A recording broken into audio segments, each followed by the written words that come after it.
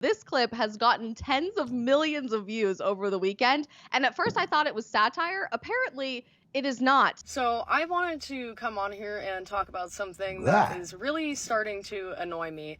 So I applied for a job at TJ Maxx a few weeks ago, and they denied my application. They couldn't even call me. They just sent me some automated email. So I went in today and I was like, so what was the reason I didn't get hired? And she was like, oh, like, you just, like, don't have enough experience. There was candidates that had, like, more experience than you. Oh, she's got experience. You know, I asked her if it was about my tattoos, I have no idea. obviously, because I know a lot of places don't like tattoos. She said that wasn't the reason. I don't feel like that's true, but whatever, I'll leave it at that. So I'm just wondering how, like, teenagers and young adults who haven't had a job before, how are they supposed to get employed if these places are only hiring people with experience? So younger people just can't get a job because they haven't worked enough? So, like, they'll deny a 16-year-old a job because they don't have enough work experience? Like, it just doesn't make any sense to me. Like, just because I have tattoos doesn't mean Satan I'm not is on your chest, like, lady. I do not understand that at all. Because quite literally, some of the most smart, intelligent people I've ever met are people with tattoos and piercings. Isabel, you're not going to believe this, but in a bizarre twist, that's one of the interns we hired today. No way, Dave. You found a job. Literally Satan on her neck and then Satan's goat on her chest. This whole arm was just black, which would hurt so bad. Like, I can't even imagine how badly that would hurt and how long that would take. Why we don't call that blackface, by the way, I have no idea.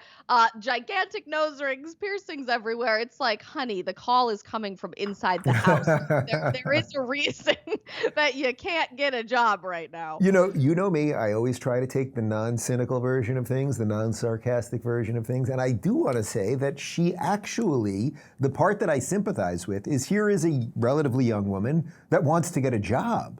So that's nice to see, right? Like, just put aside all the funny stuff for a second. That actually is nice to see. She does seem to want to work in a time when so many people don't want to work. Now, the funny side, obviously, is the rest of it, which is like, what are you going to do at TJ Maxx? So you're going to be a cashier? So a mom walks into TJ Maxx to, I don't know, what do people buy? A pillow? I feel like people buy pillows. TJ Maxx is clothes, home goods. Home goods. Yeah, home goods, a pillow. I think they sell, can you Google that? She's throwing me under the bus. They have some very limited stock at TJ Maxx for home-related things, but their affiliated store, Home Goods, is the store for home goods. Oh, is that right? Home Goods and TJ Maxx, their sisters. It's amazing. You've never been to Home Goods? No, I have been there. I have been there. I didn't. No, I have been there. I didn't know that they were sister companies, but I'm pretty sure you can still get a pillow.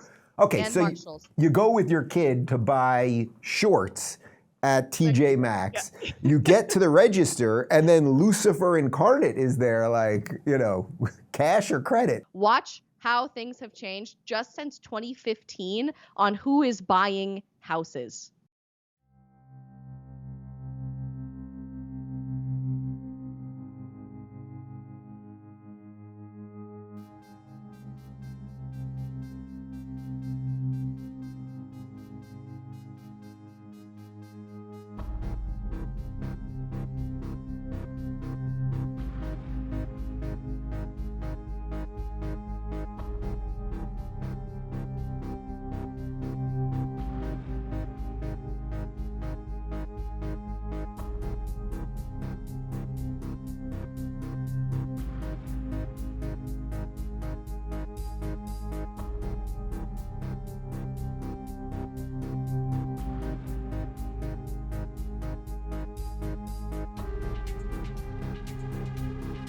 Wow. Yep. We've discussed this many times. I mean, you know my feelings about home ownership and why it's important and how it creates wealth and that, just it creates pride and all of those things. The middle one, the repeat homeowner one, the direction of that isn't that important because it's like, all right, someone bought a home, maybe they got into a slightly nicer home or they bought a second home or something. Normal. Yeah, it's just, it's kind of going in some sort of a sensible trend. Occasionally it's going up, once in a while it went down, whatever. So it is what it is. Most people live probably, I would imagine, maybe we can get the numbers on this, I would imagine most people over the course of a life probably end up owning two, I bet two is probably the average number. Some 2 to 3 maybe, you start in a condo, maybe you get a house and then ultimately get the dream house. Something like that would be at least the idea of home ownership in America, or it was the idea. But clearly the scary, because they're going in opposite directions. I mean, the investor thing, if investors buy all of the homes, ultimately they are going to try to make everyone rent those homes. Yep. They're usually not buying them just so that they can flip them to sell them to the first-time homeowner. They're just trying to keep everyone in a constant situation where you're just endlessly renting and never able to get equity into anything. And then the other version of that is just watching that green line go down and then wondering why young people are like, shit, this system does not allow me to do what it did for my parents.